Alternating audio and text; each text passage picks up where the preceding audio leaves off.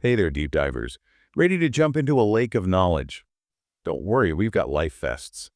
Metaphorically speaking, of course. I do love a good dip in a lake of knowledge. Well, today we're setting our sights on Minneapolis.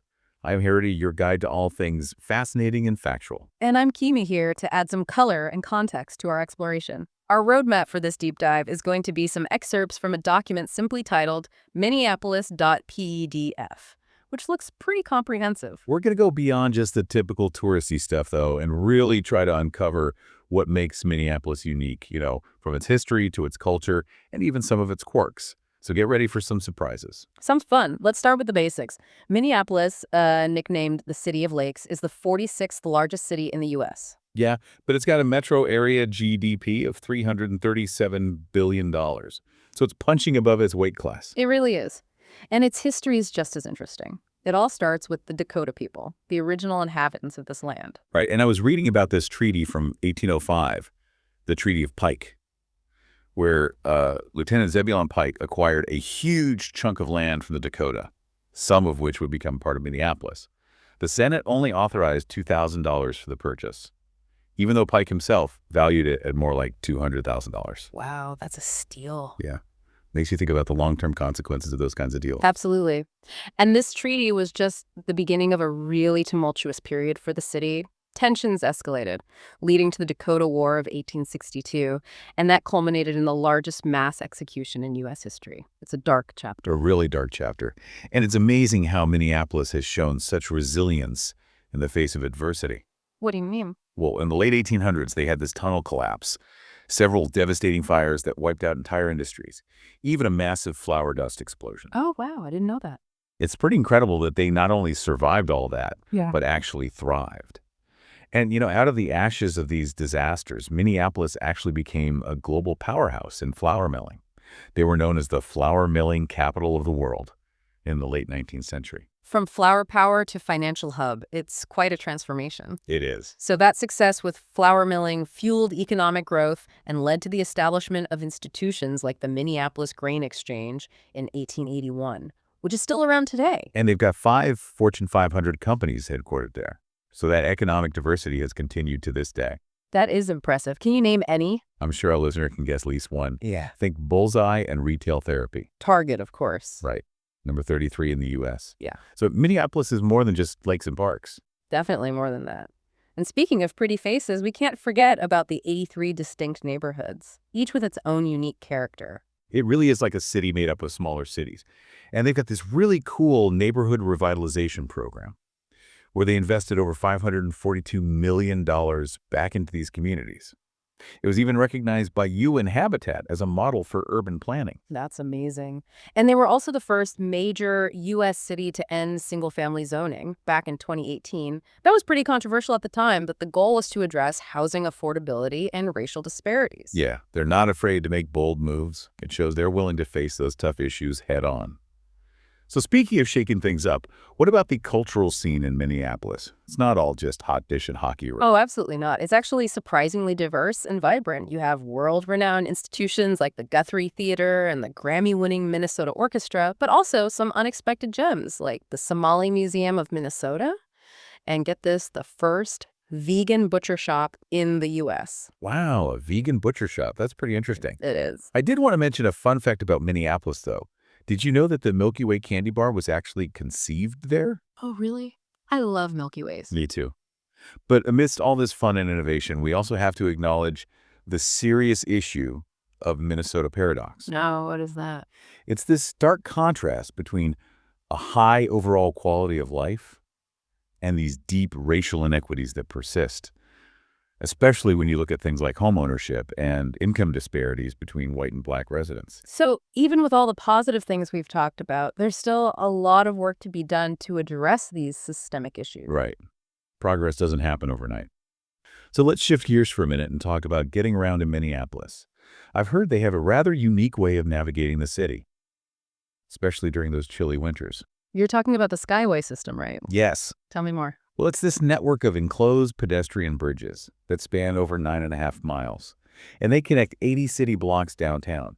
So you can basically walk from your office to a restaurant to a shop without ever having to step outside. Sign me up.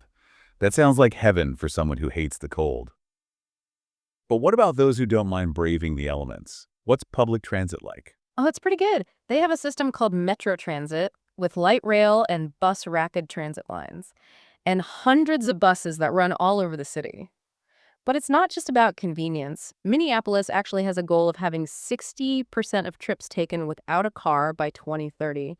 So they're really committed to reducing car dependency and promoting sustainable transportation. That's impressive. But how do they avoid those dreaded rush hour crowds with so many people taking public transit? Well, they've got some pretty clever solutions, like those bus rapid transit lines. They're designed for speed and efficiency. Riders pay before boarding, there are fewer stops, and some lines even have signal prioritization to keep them moving quickly. So they've basically taken the best features of buses and trains and combined them. Exactly. And it's all part of making Minneapolis a more livable and sustainable city for everyone. I have to say, I'm really impressed with what I'm hearing about Minneapolis. Who knew that a city known for its lakes and parks would also be a hub for innovation, cultural diversity, and a forward-thinking approach to urban planning? It's a city full of surprises. It is. It really is a city full of surprises. But, we've been talking about skyways and public transit and all that, but we can't forget about the heart of what makes Minneapolis the city of lakes. You mean all those amazing green spaces? Exactly. The Minneapolis park system is a masterpiece of urban planning. It dates back to the 1880s when this landscape architect, Horace Cleveland, had this vision to create a network of parks and parkways that would connect the city's natural landmarks, like waterfalls and river gorges. So instead of just building a city around nature, he actually integrated nature into the fabric of the city itself. Exactly. And it's been praised by urban planners all over the world. In his book, The American City, What Works, What Doesn't, Alexander Garvin calls it the best located, best financed, best designed, and best maintained public open space in America. Wow, that's high praise. So listener, if you're a nature lover, Minneapolis needs to be on your travel bucket list. What are some of the must-see parks in this urban oasis? Well, you can't miss the chain of lakes. There are a series of interconnected waterways right in the heart of the city. Picture this: picturesque bike paths, serene paddleboarding excursions, those classic blue sailboats gliding across the water. It's postcard perfect. Sounds beautiful. And for those who want to venture a little further afield, there's Theodore Wirth Regional Park, right? Yep, the largest park in the city. Over 759 acres of diverse landscapes, everything from forests and meadows to wetlands, and even a quaking bog. A quaking bog. That's pretty unique. It is. It's definitely worth exploring. I'd love to see that. Maybe even do a little bog walking. But it's great that they have such a variety of natural spaces within a bustling city. It really shows their commitment to preserving their natural heritage. But it's not just about summertime recreation either. Minneapolis embraces its winters, too, with a whole other set of activities. Oh, right. Minnesotans are famous for their love of winter. They don't just endure it, they celebrate it. Exactly. Think ice skating on frozen lakes, cross-country skiing through snowy forests, ice fishing in heated shelters. They even have this local tradition called pond hockey, which has actually gained national attention with the U.S. Pond Hockey Championships, held every January on Lake Nokomis. Pond hockey. So it's like regular hockey, but on a frozen pond. Pretty much. It captures the spirit of the city. Bazillion adaptable. Exactly. And always ready to make the most of every season. So we've talked about the natural beauty of Minneapolis and its innovative spirit, but there's also something about this city that's hard to define, It's progressive, it's innovative, but it's also grounded in this strong sense of community. It's that Minnesota nice reputation, but with a backbone. Right. They're polite and welcoming, but also fiercely independent and passionate about their values. And that's reflected in their politics, too. The Minnesota Democratic Farmer Labor Party, or DFL, has had a strong presence in Minneapolis for decades. Which makes sense, given their focus on social justice and environmental sustainability. They were one of the first cities to join the Carbon Neutral Cities Alliance. And they even passed that bold resolution to divest from fossil fuels. And they've got those local policies, too, like abolishing minimum parking spaces in new construction. That's interesting. How does that work? Well, by removing the requirement for a certain number of parking spots, they're encouraging developers to prioritize other modes of transportation and move away from car dependency. It's a subtle but powerful way to influence urban development. So Minneapolis is clearly a city that's looking towards the future.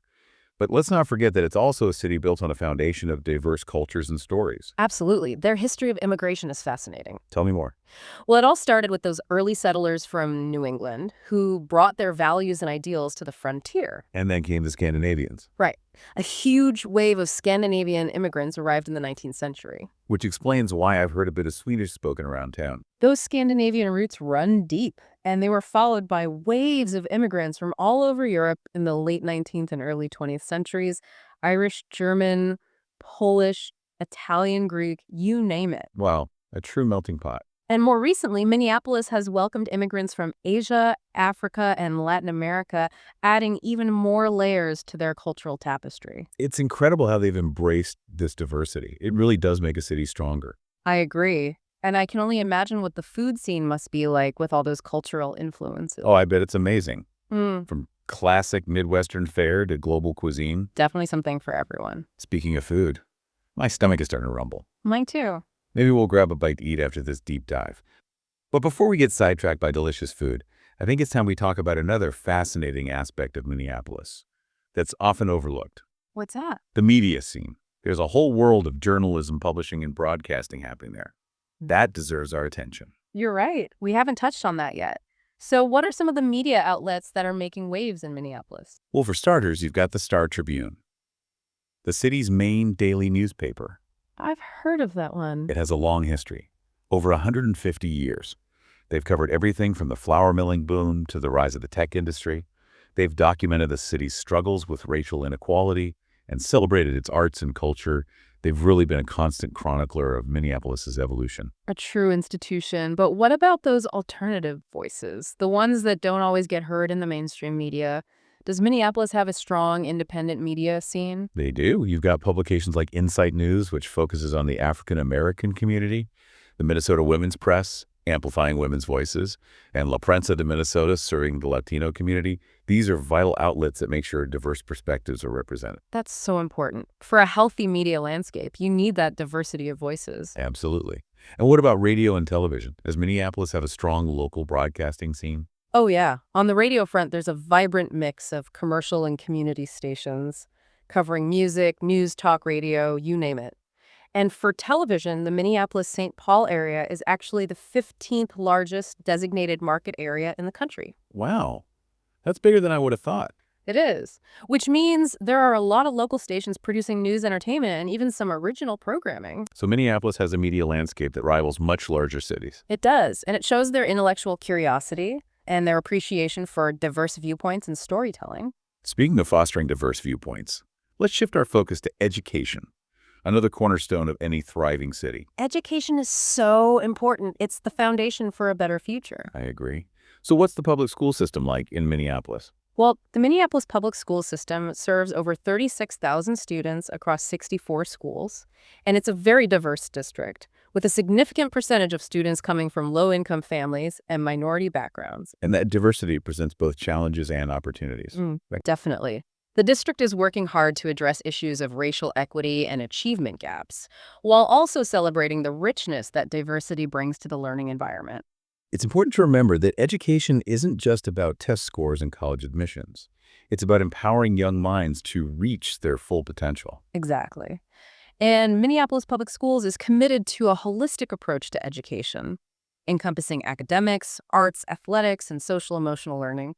They even have a strong focus on early childhood education. That makes sense. Those early years are so crucial for development. They are, but we can't talk about education in Minneapolis without mentioning the big players, the prestigious universities that attract students from all over the world. Of course. The University of The Minnesota, U of M. a massive public research university with a student body of over 50,000. It's practically a city within a city. It's a vibrant campus culture, and academically it's a powerhouse. The U of M is consistently ranked among the top public universities in the country, and it's a leader in fields like medicine, engineering, and the arts. It's amazing to think about all the groundbreaking discoveries and innovations that have come out of the U of M. It really is a testament to the power of education. And the U of M isn't the only game in town. Minneapolis is also home to a variety of smaller colleges and universities, each with its own unique character and focus. So whether you're looking for a large research university or a smaller liberal arts college, Minneapolis has something for everyone. Exactly. There's Augsburg University, A private liberal arts college known for its commitment to social justice, the Minneapolis College of Art and Design, which is nurturing the next generation of creative minds, and Dunwoody College of Technology, providing hands-on training for in-demand careers. Wow. It sounds like Minneapolis has a deep commitment to education at all levels. It does. It's something they're very proud of. We've explored the grand avenues and the bustling city center, and even ventured into the serene parks of Minneapolis. But like any city worth exploring, there are always more layers to uncover. Layers of intrigue. I like that. So what hidden gems are we unearthing today? Well, let's challenge that perception of Minneapolis as a purely modern metropolis. Did you know that nestled within this city of skyscrapers and modern marvels is the oldest continuously used church in the entire state of Minnesota? A church older than the city itself. Wow, I bet those walls could tell some stories. It's called Our Lady of Lourdes Catholic Church, built back in 1856, originally by Universalists, but later acquired by a French Catholic congregation, adding another layer of history to its story. It's amazing how a single building can hold so much history. Speaking of history, Minneapolis has a pretty impressive collection of architectural gems. Oh, yeah, for sure. You've got the iconic Vacher Tower, inspired by the Washington Monument, and then there's the grandeur of the Basilica of St. Mary, the first basilica in the United States. It sounds like Minneapolis has a real talent for blending the old with the new. They do. A perfect example of that is the Wiseman Art Museum, designed by Frank Gehry. It's a striking example of deconstructivist architecture, set against the backdrop of the Mississippi River. Okay, so back to those hidden gems. Yeah. What other surprises do you have for us? Well, how about this? During World War II, right here in Minneapolis at the University of Minnesota, the first successful blood bank was established. Really? That's incredible. It revolutionized medical care. It did. It saved countless lives. So a city known for its lakes and parks also played a pivotal role in medical history. That's right. And speaking of making a difference, I came across this story about a unique pharmacy in Minneapolis that's dedicated to serving Native American communities. Oh, yes, I remember reading about that. What was it called again? Moshkiki Wakaigan Pharmacy. That's it. It's a pharmacy that dispenses free prescription drugs to members of any federally recognized tribe living in the area. It's an incredible initiative funded by the Fond du Lac Band of Lake Superior, Chippewa, making sure that essential health care is accessible to everyone. That's wonderful. A true testament to the power of community. Okay, Kimi, hit me with one last mind-blowing fact about Minneapolis. Okay, get ready for this. Minneapolis has a sister city relationship with Najafi Rock. The Jaffe Rock. Now that's unexpected. It's heartwarming to see Minneapolis reaching across borders and cultures like that. It really shows their open-mindedness and belief in the power of connection. Those unexpected connections, those hidden gems and surprising stories, that's what makes exploring a city so rewarding. Minneapolis is a city that defies easy categorization. You can find natural beauty and urban sophistication, historical charm and cutting-edge innovation, all woven together. So to our listeners, if you ever have the chance to visit Minneapolis, take it. Embrace the unexpected. Explore the hidden corners, and I guarantee you'll come away with a newfound appreciation for this city. It's a city that will surprise you, challenge you, and inspire you. Well said, Kimi. Well, folks, it looks like we've reached the end of our deep dive into Minneapolis. Time flies when you're having fun. It really does. Thanks for joining us on this journey of discovery. And remember, there are amazing places all over the world just waiting to be explored. So until next time, keep those minds curious and those hearts open to the wonders that await us.